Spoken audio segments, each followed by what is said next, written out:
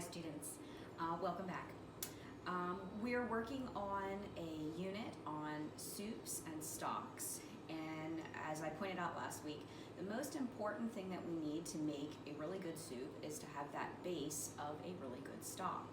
So today I want to show you how to make a white stock as I would make in my at-home kitchen.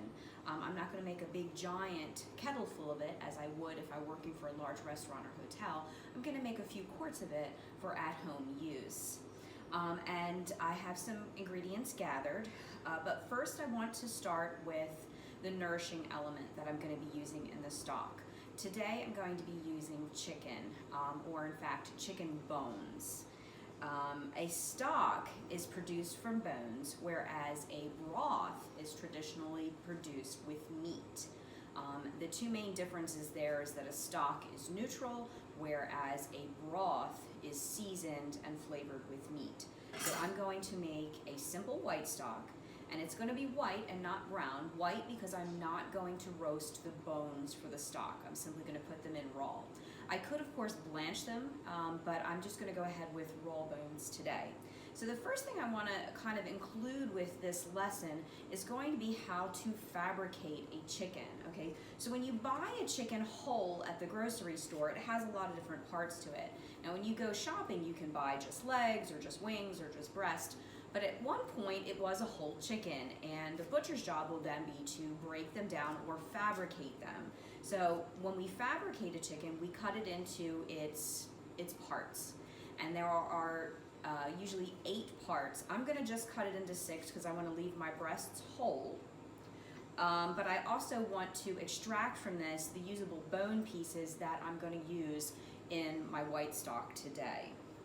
So this is just a traditional, we sometimes market it as a fryer chicken at the grocery store, but a whole chicken nonetheless. So I'm going to use, you can use a boning knife. I'm going to use my chef knife today. I'm going to start by truing, which is just kind of sharpening up for daily use. Just give it a few turns on the steel.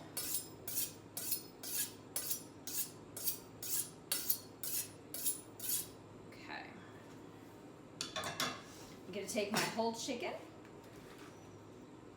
And I haven't really rinsed it. I just sort of patted it dry. I took it out of its package and patted it dry with some paper towels just so that I'm not leaving puddles. Again, I don't want to spread any kind of salmonella around, so as little as possible I wanted to touch it to surfaces or handle it. So I'm going to start right off the bat by getting the leg and thigh off. And the way that I do this, because I'm right-handed, I tend to kind of start on the left-hand side. And you can kind of tell when you pick it up, it has some flexibility to it. So the first thing I'm going to do is cut through that chicken skin. And once I've made that hole, I'm going to kind of pull back the thigh from its rib cage. Remember that there's a little piece of meat here that's on the back of the chicken back called the oyster. If you've ever had a chicken thigh, it's that little round piece that's on the end. So I want to try to get that off if I can. And bear with me, I'm a little bit out of practice. I must admit I've gotten a little bit lazy in recent years, and I have just been allowing the butcher at the grocery store to take care of this. But it is important, and you'll notice I'm trying not to put my hand in the way of it. I'm just cutting across. And then I'm going to do the same thing on the other side, except this time it's a little bit backward for me. So I start by slicing through the skin and then pulling it back and bending it. I hate to use the word break because it seems like a negative word, but you kind of like do break apart where the bone, the knob of the bone with the cartilage is. And again, I'm going to work on getting that little piece of that oyster. I mean, that can be sometimes almost as much as a ½ ounce of meat, depending on how big your poultry is. So you definitely want to get that piece off, because again, the bones that are in the stock are going to be discarded afterwards, so I'm not going to get to eat that. And then I want to separate the drumstick from the thigh, and I can do this by kind of bending it and seeing where the seam is, and then just cutting down. Okay. I'm going to do that with both. I have my 2 drums, I have my thighs, Oops. Right. Next, I'm going to take off the wings, and I'm probably going to use the wings in my white stock simply because we don't really eat much wings at the house. Some people, like if I were going to fry this whole chicken, I was going to bread them and fry the pieces. I might do it because some people do like the wings, but I'm going to just take them off. And I usually try to get a little bit of meat with it. I'm not going to get too much today simply because, again, I'm going to put it in the stock. So I'm going to just kind of cut down. I can see where the cartilage is. That's really hard to show people, the white. And that's not bone, it's easier to cut through, and that's where I want to cut. So I've got my wing, and a great thing to do with the wing, especially if you're gonna fry it, is to take it and tuck the point under so you get that nice little triangular shape. And then to my other side, I'm gonna do the same exact thing. And again, you can see where I'm cutting through where the cartilage is. Very simple to cut through, it's not bone. So a good sharp knife goes right through that. And again, tucking it, so I've got another little piece. And then we've got the last bit, which is the most expensive part on the chicken, which is the white meat, the breast meat. Now, I would normally cut the chicken into 8 pieces, which means I would cut the breast actually in 2 pieces, so they were all about the same size for frying, but I'm going to leave them whole because I'll have plans to use this meat. If I want to take this white stock and in a few days make it into a chicken broth, I can simply do that by adding this white meat to it, or really any of the dark meat as well, and also season that to have a broth. So white stock is neutral, cooked from bones, broth seasoned and flavored with meat. Okay, so now I want to separate and cut the back of the chicken from the breast meat. And in this case, we're gonna go through a little bit of bone, but don't be alarmed, it's very small bones. And again, if you have a nice, forceful, sharp knife, you should be able to get through it pretty easily. So what I do is I turn it kind of on its neck and hold it upwards. Again, I'm right-handed, so I'm holding the back of the chicken with my left, and I begin to slice down, okay? And then you can kind of see where we've got the inside cavity of the chicken. I'll cut through just a little bit, and then I will bend it, right? And as I'm bending it, I am continuing to cut. And I'm gonna pull this piece off, right?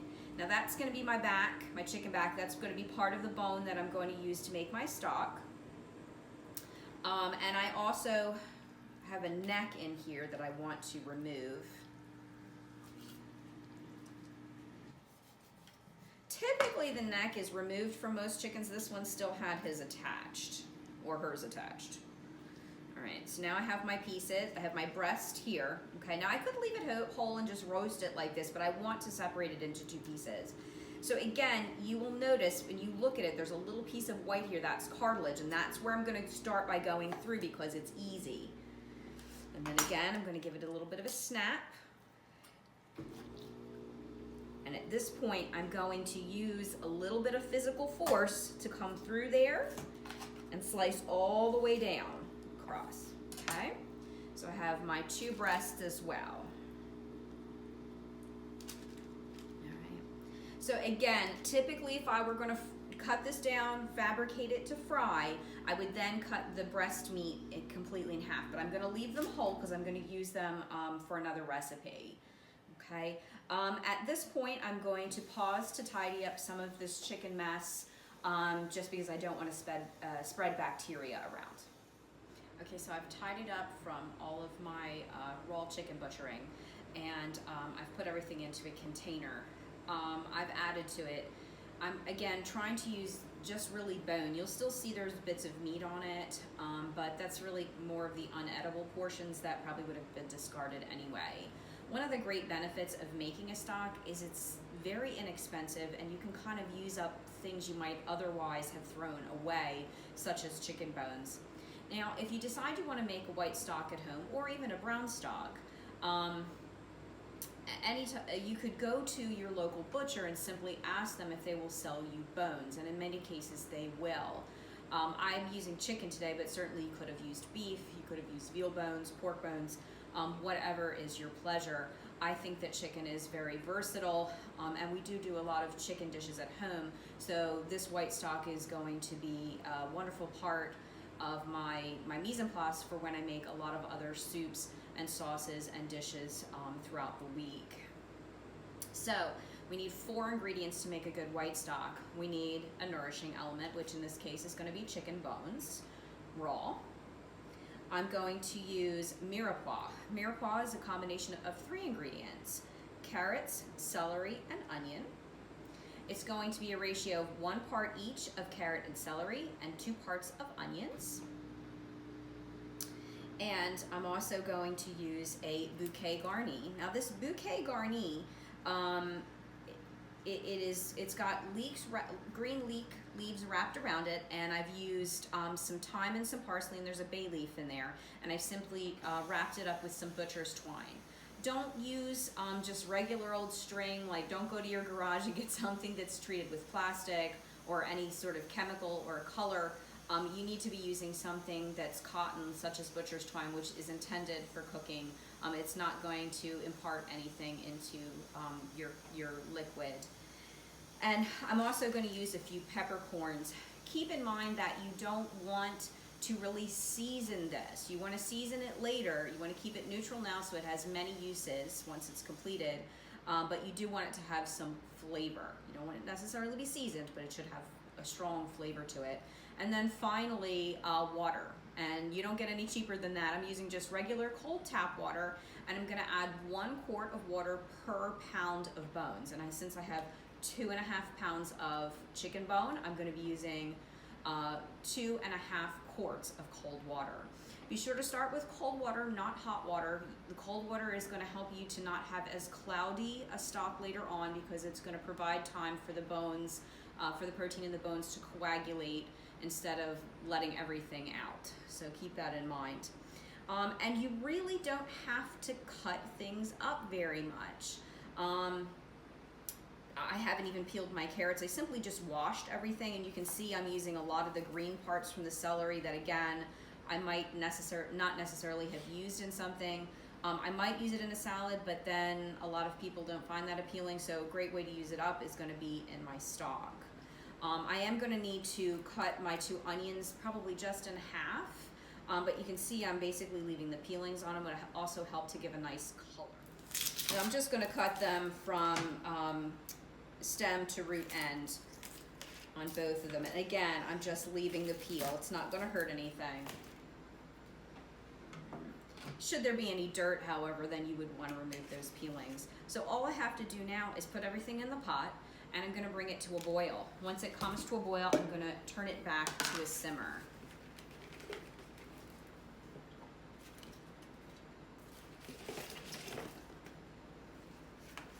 A few peppercorns, not too many. I probably have about a dozen there. And then I'm going to add all of my water.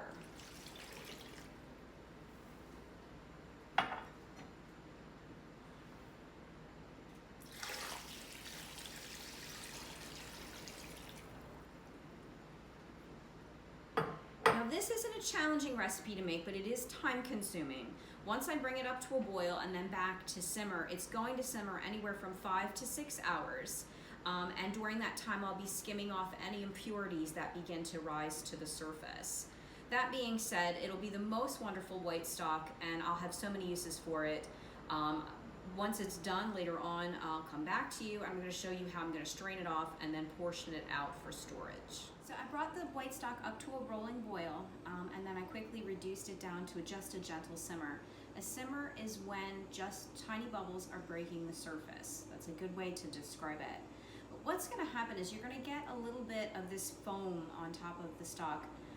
It's called scum, not a happy word, but you want to, through intervals during the 5 to 6 hours that your stock is cooking, to remove that. So I just simply use a ladle and kind of go across the top of the stock and get that bad bit off, and just have a bowl ready or something that I can put it into. And you won't have to do it through the entire 5 or 6 hours. This will only happen for a little while. and it's just gonna help you have a nice, clearer, less cloudy stock in the end.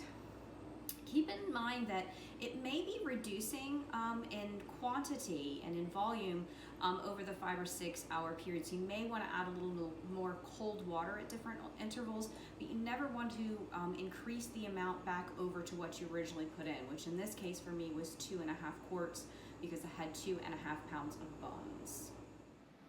So it's been just about 6 hours that my white stock has been simmering. And I've turned it off and I've gathered a few things.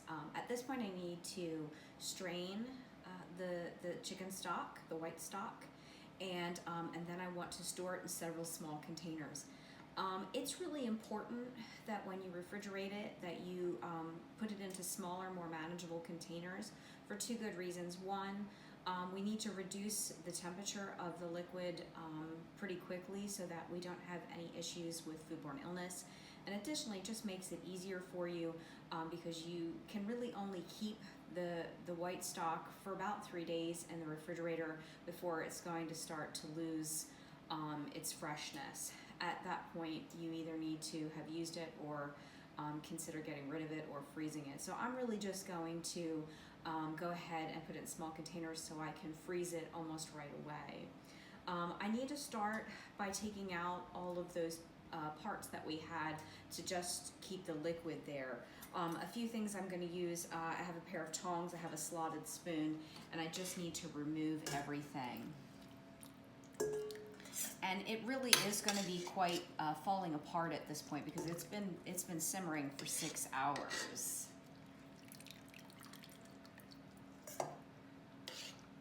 Removed as much as I can of the big parts of the chicken bones, the nourishing element, removed the Bouquet Garni and the remnants of the mirepoix. I'm going to head and start ladling it. Now when I say ladle, what I really mean is I'm going to use a handled measuring cup to dip it into a sieve. I have this strainer here and I've actually put an additional piece of cheesecloth in there because I want to catch as many of the small pieces as possible. Remember that this liquid is probably still quite hot. You could leave yours to chill or cool off to room temperature for a little while, but I'm just going to go ahead and go right for it.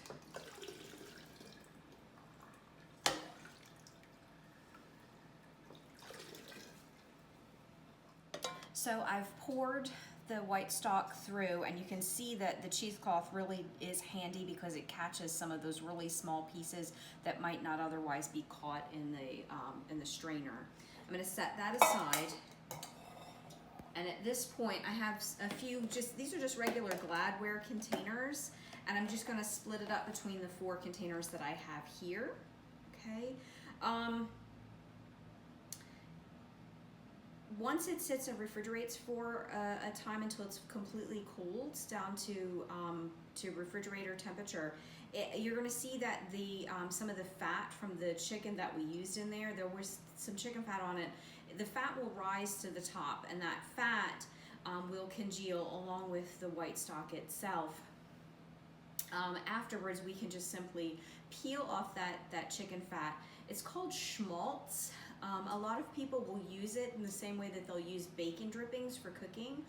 You can save it for that purpose, or you can simply just remove it and discard it. Okay. This is going to be a little messy.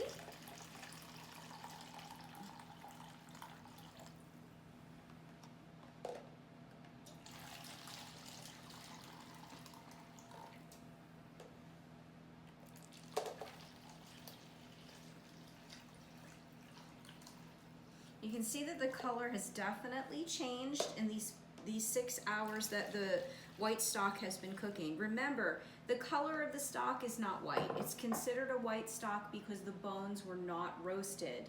The bones went in raw. So that's why it's a white stock. We're still going to see that it has that lovely amber color that you would expect to have in a chicken stock that you purchased commercially at the grocery store.